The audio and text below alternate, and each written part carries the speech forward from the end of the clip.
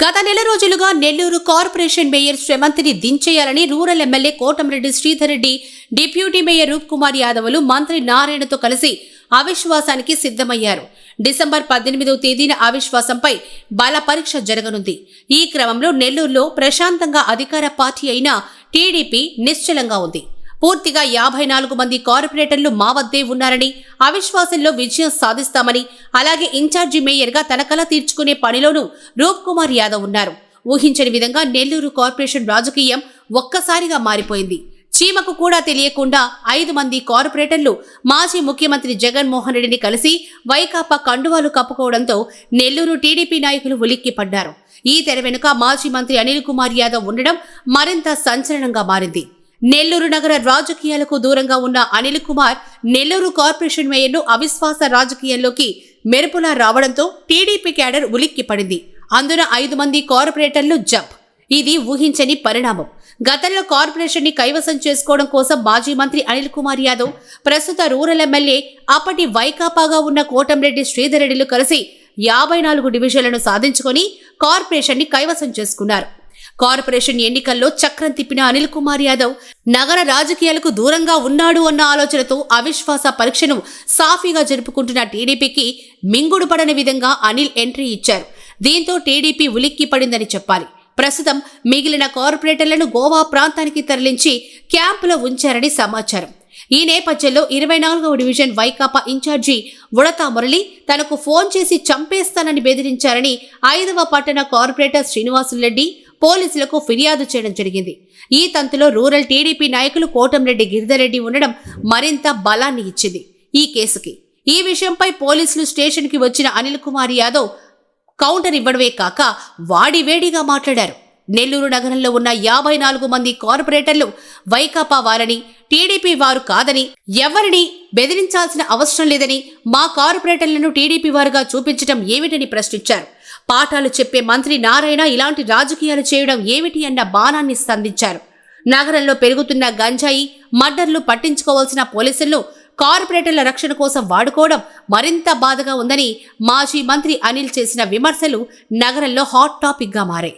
మా దెబ్బకి భయపడిన టీడీపీ కార్పొరేటర్లను దాపెట్టిందని, బలం ధనం లేని మమ్మల్ని చూసి భయపడ్డ టీడీపీ మేయర్ అవిశ్వాసంలో ఓటమి చూసినట్లే అన్నారు అనిల్. 8 నెలల వ్యవధి ఉన్న మేయర్ పదవి కోసం ఇంత దిగజారి రాజకీయాలు చేయడం దారుణంగా ఉందని అనిల్ కుమార్ మాటలు నగర ప్రజలను ఆలోచింపచేశాయని చెప్పాలి. 18వ తేదీ మేయర్ అవిశ్వాస తీర్మానంలో టీడీపీ గెలిచిన మాకు అవసరం లేదని, వైకాపా అంటే భయం పుట్టింది చూడు అది చాలు అంటూ తనదైన పంచ్ డైలాగ్ వదలడంతో మింగుడు పడని విధంగా టీడీపీ నాయకులకు తయారైంది మేయర్ అవిశ్వాస తీర్మానం. అందరికీ నమస్కారం. మీ అందరికి కూడా తెలుసు, ఈ నెల 18వ తారీఖున నగర ఒక అర్ధగంట క్రితం కొంతమంది వైసీపీ నాయకులు, పూర్తిగా పేర్లతో సహా కార్పొరేటర్ శ్రీనివాసరెడ్డి గారు మీకు తెలియజేస్తారు. ఈ వైసీపీ నాయకులు శ్రీనివాసరెడ్డి గారికి ఫోన్ చేసి, నువ్వు వైసీపీకి అనుకూలంగా నువ్వు ఓటు వేయకపోతే నీ అంతు తేలుస్తాం, నిన్ను లేపేస్తాం, నిన్ను తిరగనివ్వం. చూసావు కదా, ఈరోజు 5 మంది కార్పొరేటర్లు తిరిగి వైసీపీలోకి వచ్చారు. ఎలా వచ్చారో తెలుసా? ఎందుకు వచ్చారో తెలుసా? వారికి అన్ని విధాల అటు డబ్బుల పరంగా లేదంటే తిరగనిచ్చే పరిస్థితి ఉండదు. వారికి కూడా ఇదే బెదిరింపు ధోరణితో మాట్లాడాం. అందుకే వారందరూ కూడా వచ్చారు. నీకు కూడా చెప్తున్నాం, ఎవరున్నారో తెలుసా మా వెనక? నీకు తెలుసు కదా. దాన్ని దృష్టిలో పెట్టుకొని నువ్వు వైసీపీకి అనుకూలంగా రాకపోతే పరిస్థితి వేరే విధంగా ఉంటుంది, ఊహించని విధంగా ఉంటుంది. చర్యలు ఎలా ఉంటాయో నీ ఊహకు కూడా అందో అనే విధంగా బెదిరింపు ధోరణిలో మాట్లాడడం జరిగింది. అయితే తెలుగుదేశం పార్టీ ఒక క్రమశిక్షణ కలిగిన పార్టీ. మాకు మా నాయకత్వం ఇలాంటి ఎప్పుడు చెప్పలేదు, ప్రోత్సహించదు.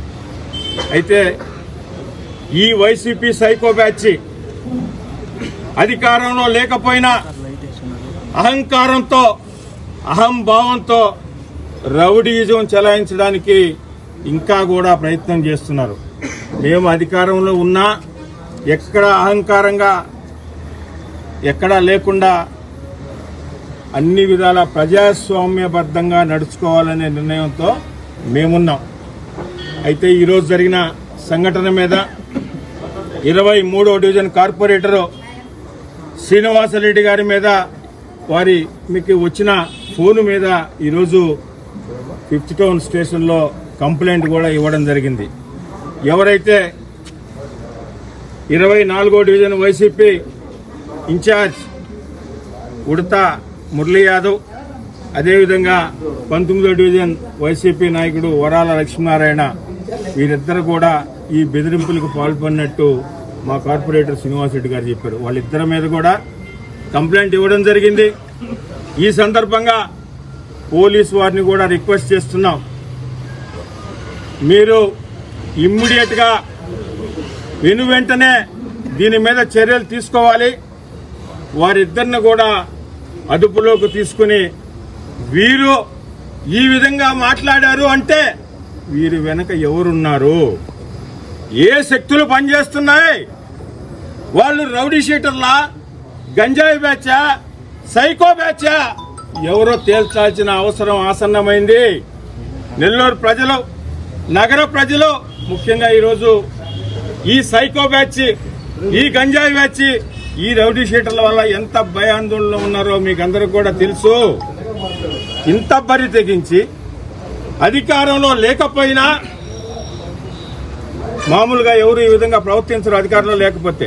అయితే ఈ బ్యాచ్, ఈ సైకో బ్యాచ్కి, ఈ వైసీపీ సైకో బ్యాచ్కి గంజాయి ఎన్ని పరిపాటే కాబట్టి గతంలో వీళ్ళకు ఉన్నదంతా కూడా ఇప్పుడు మరొక్కసారి చూపిస్తూ ప్రవర్తిస్తున్నారు. దీనిపైన పోలీసు వెంటనే అటు సిఐ గారికి, ఎస్పీ గారికి కూడా రిక్వెస్ట్ చేస్తున్నాం, వెంటనే చర్యలు తీసుకోవాలని, వారిద్దరిని కూడా అదుపులోకి తీసుకుని వీరి వెనక ఎవరున్నారో కూడా మీరు తేల్చాలని కూడా వారిని ఒక రిక్వెస్ట్ చేస్తాం. మురళి అనే పేరు పడింది కాలంలో, ఆయన ఉడతా మురళి అంట. అదే 24వ డివిజన్ వైసీపీ అధ్యక్షుడు ఆయన నాకు కాల్ చేసి, అయ్యా ఈరోజు 5 మంది వైసీపీలో చేరారు, నువ్వు వస్తావా లేదా రావా అనే టైపులో బెదిరించి మాట్లాడాడు. ఏంది నువ్వు మాట్లాడేది, ఇది కరెక్ట్ కాదు మురళి, ఏంది నేను ఎట్ట కనిపిస్తున్నాను నీకని దబాయించి మాట్లాడాడు. అతను మా వెనక ఎవరుండారో చూసావు కదా. ఈరోజు మేము అంతా ఆల్రెడీ మేము కల్లూరుపల్లిలో గంజాయి బ్యాచ్లో అంతా ఉన్నారు, ఆ బ్యాచ్లో కూడా మేము కూడా ఉన్నాం, ఏంది నీ సంగతి అనే టైపులో బెదిరించాడు. బెదిరిస్తే నేను ఏం చెప్పానంటే, మురళి ఇది పద్ధతి కాదు, ఆల్రెడీ నువ్వు ఈ విధంగా బెదిరిస్తున్నావు, నువ్వు నీ సంగతి ఏంది అనే టైపులో నన్ను బెదిరిస్తే నేను అదేవిధంగా ఏం చెప్పానంటే, మురళి పద్ధతిగా మాట్లాడు, నా వెనక చాలామంది ఉన్నారు, అదే 19వ వార్డు నారాయణ ఎమ్మెల్యే లైన్లోకి వచ్చి ఏమో నీ సంగతి తెలుస్తాను అనే విధంగా మాట్లాడాడు. మాట్లాడితే నేను అదే వెంటనే 5th టౌన్కి వచ్చి సిఐ గారికి కంప్లైంట్ ఇచ్చాను. సిఐ గారికి, డిఎస్పీ గారికి, ఎస్పీ గారికి కూడా నేను మనవి చేసేది ఏంటంటే, 24వ డివిజన్లో ఆల్రెడీ గంజాయి బ్యాచ్లో ఈయన కూడా ఆ కామాక్షి సంబంధించి అధ్యక్షునిగా తిరుగుతున్నాడు, ఈయన కూడా అదేవిధంగా శిక్షించాలని నేను కూడా ఎస్ఐ గారికి, డిఎస్పీ గారికి అందరికీ కోరుతున్నాను. ఇప్పుడే కంప్లైంట్ ఇచ్చాను, ఆ కఠిన చర్యలు తీసుకోవాలని కోరుతున్నాను. నేను లేపేస్తానని 3 సార్లు అన్నాడు. మురళీ యాదవ్ కూడా అదేవిధంగా లేపేస్తాను, మా కాడ గంజాయి బ్యాచ్ ఉంది, లేపేస్తాను, ఏమనుకుంటున్నావు అన్నాడు. లేపేస్తే చూద్దాం లేదా తేల్చుకుందాం అని చెప్పి నేను ఫోన్ కట్ చేశాను. తర్వాత వచ్చి కంప్లైంట్ ఇచ్చాను. మురళి అనే పేరు పడింది కాలంలో, ఆయన ఉడతా మురళి అంట. అదే 24వ డివిజన్ వైసీపీ అధ్యక్షుడు ఆయన నాకు కాల్ చేసి, అయ్యా ఈరోజు 5 మంది వైసీపీలో చేరారు, నువ్వు వస్తావా లేదా రావా అనే టైపులో బెదిరించి మాట్లాడాడు. ఏంది నువ్వు మాట్లాడేది, ఇది కరెక్ట్ కాదు మురళి, ఏంది నేను ఎట్ట కనిపిస్తున్నాను నీకని దబాయించి మాట్లాడాడు.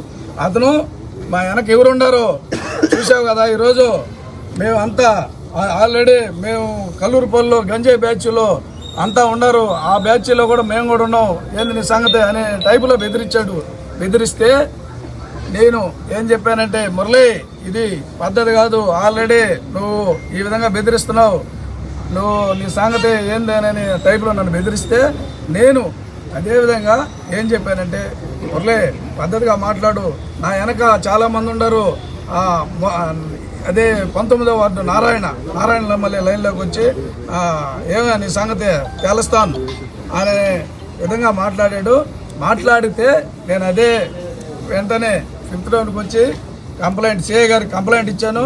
సిఐ గారికి, డిఎస్పీ గారికి, ఎస్పీ గారికి కూడా నేను మనవి చేసేది ఏంటంటే, 24వ డివిజన్లో ఆల్రెడీ గంజాయి బ్యాచ్లో ఈయన కూడా ఆ కామాక్షి సంబంధించి అధ్యక్షునిగా తిరుగుతున్నాడు, ఈయన కూడా అదేవిధంగా శిక్షించాలని నేను కూడా ఎస్ఐ గారికి, డిఎస్పీ గారికి అందరికీ కోరుతున్నాను.